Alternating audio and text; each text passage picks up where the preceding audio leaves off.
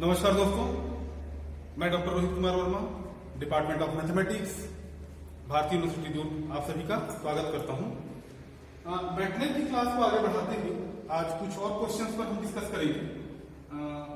उन क्वेश्चंस में से पहला क्वेश्चन है, how do we save a MATLAB script as a PDF.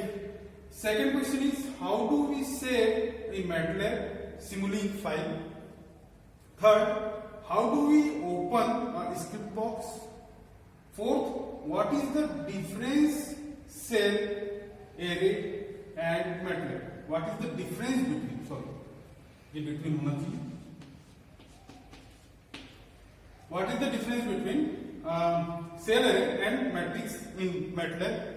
What is an array with example? Array के बारे में बताना है हमको एग्जाम्पल के साथ. तो वन बाय वन हम क्वेश्चन के आंसर पर डिस्कशन करते हैं. लेते हैं पहला क्वेश्चन. तो पहला क्वेश्चन हमारा ये था कि how do we save MATLAB script as a PDF. तो इसके लिए सॉल्यूशन कुछ ऐसा होगा, आप समझने की कोशिश कीजिएगा. स्टेप बाय स्टेप इसमें बताएंगे हम क्या क्या स्टेप्स उसमें हो सकते हैं. अगर इस सवाल को हम देखें तो ये सवाल कुछ दूसरे तरीके से भी हो सकता है. क्या? How to convert MATLAB in a PDF. ये दूसरा सवाल भी हो सकता है. मतलब मैं ये कह रहा हूं, ये जो सवाल जो मैंने पढ़ा ना, ये सवाल दूसरे फॉर्म में भी हो सकता है. कैसे? How to convert MATLAB to a PDF. तो स्टेप्स देखते हैं, इससे क्या क्या हो सकते हैं. पहला step, click start all programs and MATLAB to launch the program. ये पहला स्टेप हुआ. दूसरा स्टेप क्या रहेगा? Click the file button on the top left of the screen, then click open. ये दूसरा स्टेप हुआ. तीसरा स्टेप ये होगा, select the MATLAB file you would like to convert to PDF. And fourth step होगा, click the file button then click export. मैं एक बार फिर से रिपीट कर देता हूं क्या क्या स्टेप रहेंगे. पहला step, click start all programs and MATLAB to launch the program. दूसरा step, click the file button on the top left of the screen, then click open. Third step होगा, select the MATLAB file you would like to convert to PDF. चौथा step होगा, click the file button then click export. अब इसी को थोड़ा हम हिंदी में समझने की कोशिश करते हैं. तो हिंदी में समझने के लिए हमें देखना पड़ेगा पहले क्वेश्चन क्या है. तो सबसे पहले तो हम देखते हैं कि हिंदी में इसका क्वेश्चन क्या होगा. तो क्वेश्चन कुछ ऐसा हो सकता है कि हम एक मैटलैब स्क्रिप्ट को पीडीएफ के रूप में कैसे बना सकते हैं, या मैटलैब को पीडीएफ में कैसे बदलें. ठीक है, तो इसके स्टेप्स मैं बता देता हूं. पहला स्टेप मैंने क्या बताया, प्रोग्राम शुरू करने के लिए प्रारंभ या क्या बोलना चाहिए, स्टार्ट एंड सभी कार्यक्रम मतलब ऑल प्रोग्राम्स और मैटलैब पर क्लिक करें. ये पहला स्टेप था, ध्यान है आप लोग को.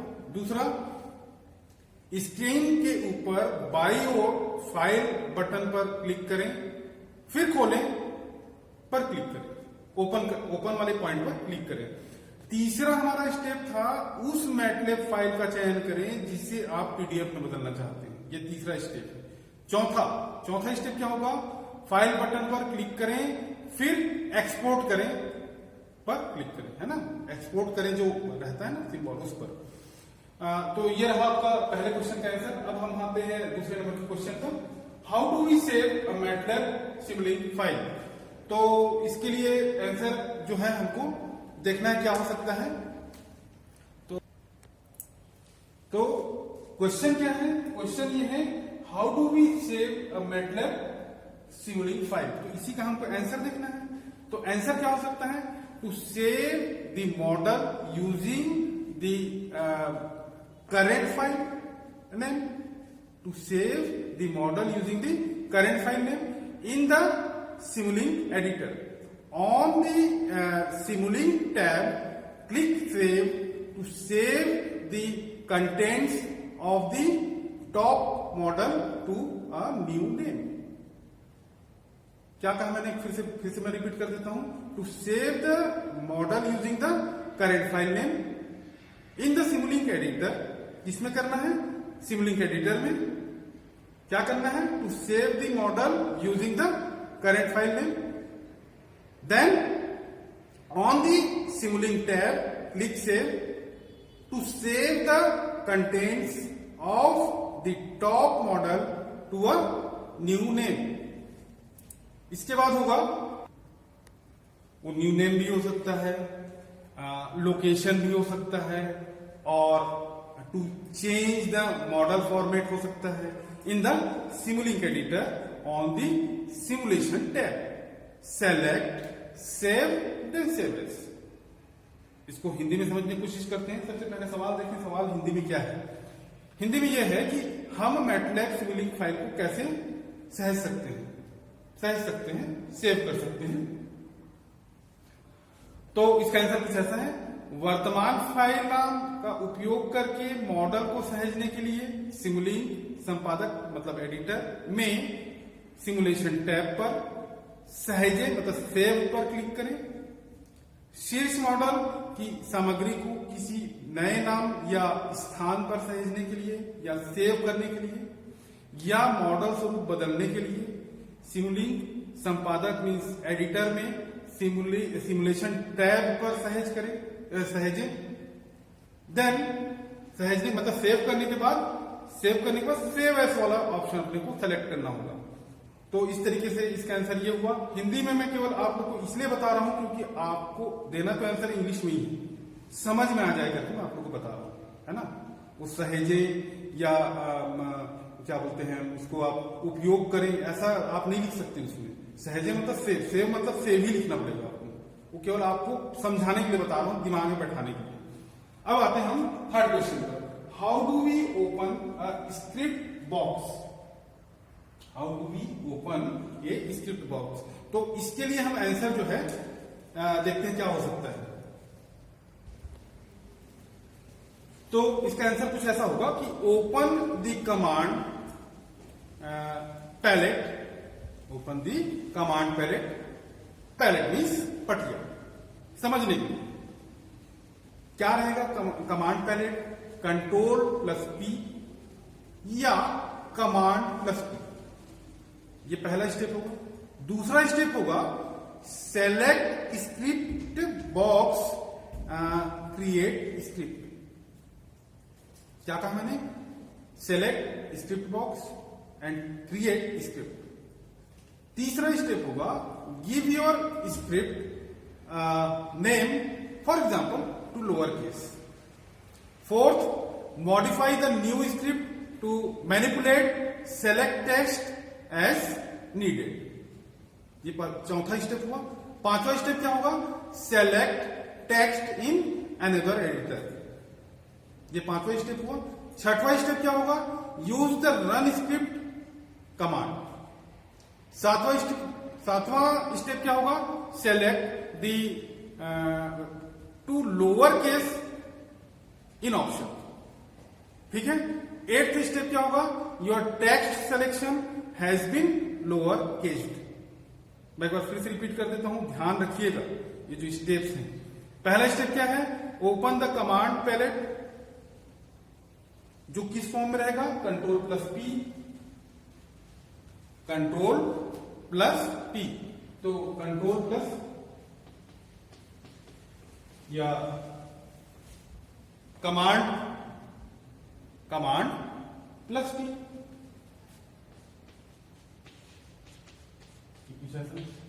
इसी फॉर्म में होगा।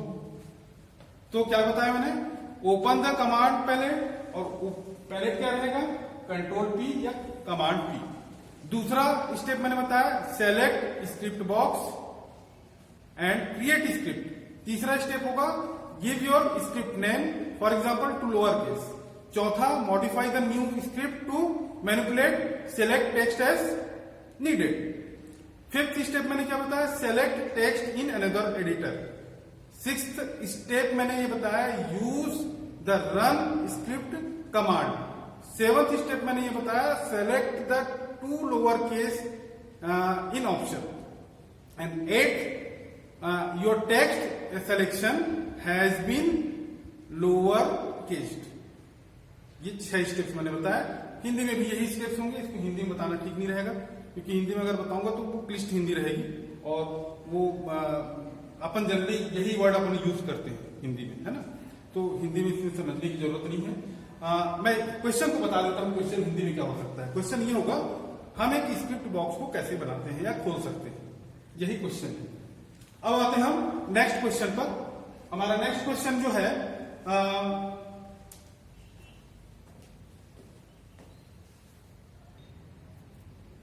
तो ये 3 क्वेश्चन हो चुके हैं, फर्स्ट, सेकेंड एंड थर्ड. अब आते हैं फोर्थ क्वेश्चन पर. फोर्थ क्वेश्चन हमारा है, what is the difference between cell array and matrix in MATLAB. तो डिफरेंस बताना है हमको. तो ए सेल एरे में contains any arbitrary types of elements in each cell, and while matrix requires the types of the elements in to be homogeneous. क्या कहा मैंने? A cell array में contains any arbitrary types of elements in each cell, while a matrix requires the types of its elements to be homogeneous, that is of the same type.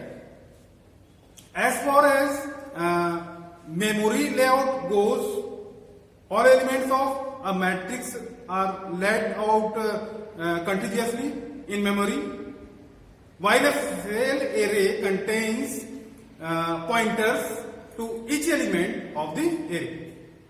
मैं एक बार फिर से repeat कर देता हूं, मैंने क्या कहा, समझने की कोशिश कीजिए. ए सेल एरे में contains any arbitrary types of elements in each cell, while a matrix requires the types of its elements to be homogeneous, that is of the same type. मतलब तो यही हुआ ना. As far as memory layout goes, all elements of matrix are laid out contiguously in memory, while a cell array contain pointers to each elements of the array. तो हमने दोनों के बारे में बता दिया. अब देखते हैं इसको हिंदी में थोड़ा समझने की कोशिश करते हैं. सवाल हमारा ये था कि मैटलैब में सेल एरे और मैट्रिक्स में क्या अंतर है, तो इसी के बारे में हम डिस्कस कर रहे थे. तो देखते हैं हिंदी में क्या हो सकता है. ये एक सेल सरणी में प्रत्येक सेल में कोई भी मनमाना, मतलब आर्बिट्री प्रकार के तत्व हो सकते हैं, मतलब एलिमेंट हो सकते हैं, जबकि एक मैट्रिक्स को अपने तत्वों के प्रकार सजाती होने की आवश्यकता होती है. स्वाभाविक सी बात है, सभी जानते हैं इस चीज को. यानी एक ही प्रकार के सेम टाइप के होने चाहिए. जहां तक मेमोरी लेआउट जाता है, मैट्रिक्स के सभी तत्वों को मेमोरी में एक साथ रखा जाता है, जबकि सेल एरे में एरे के प्रत्येक तत्व के लिए पॉइंटर्स होते हैं. यही बात मैंने आपको बताई थी. तो हिंदी में समझ लो तो इंग्लिश अपने आप याद हो जाता है. तो नेक्स्ट क्वेश्चन पर आते हैं. नेक्स्ट क्यों लास्ट क्वेश्चन भी है. तो what is an array with example. Array के बारे में बताना है हमको एग्जाम्पल के साथ. तो इसका आंसर हम देखते हैं क्या हो सकता है. तो हमको बताना क्या है, what is an array, example के साथ बताना है. तो an array is a collection of similar type of data. For example, if we want to store the names of 1000 people या 100 पीपल, एग्जाम्पल के तौर पे ले रहे हैं, then we can create an array of the string type that can store 100 names like this.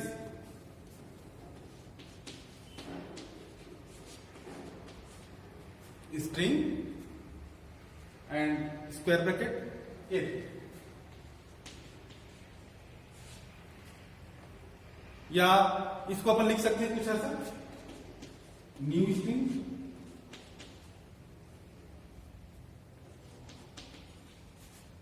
और इसमें लिख देते हैं 100. हमने 100 एग्जाम्पल में लिया है. तो कुछ इस तरीके से बनेगा, है ना. मैं फिर से रिपीट कर देता हूं क्या कहा मैंने. N array is a collection of similar type of data. For example, if we want to store the names of 100 people, then we can create an array of the string type that can store 100 names. और लिखेंगे कैसा? String square bracket array या फिर new string bracket में square bracket में के अंदर 100। हिंदी में समझने की कोशिश करते हैं। उदाहरण के साथ सरणी क्या है ये बताइए। यही हमारा सवाल है। इसका जवाब मैंने क्या दिया? एक सरणी समान प्रकार के डेटा का संग्रह है। उदाहरण के लिए यदि हम 100 लोगों के नाम संग्रहित करना चाहते हैं तो हम स्ट्रिंग प्रकार की एक सरणी बना सकते हैं जो 100 नामों को संग्रहित कर सकती है और टाइप कुछ ऐसा होगा। तो आज के लिए सिर्फ इतना ही, बाकी हम नेक्स्ट वीडियो लेक्चर पर देखेंगे। तब तक के लिए धन्यवाद।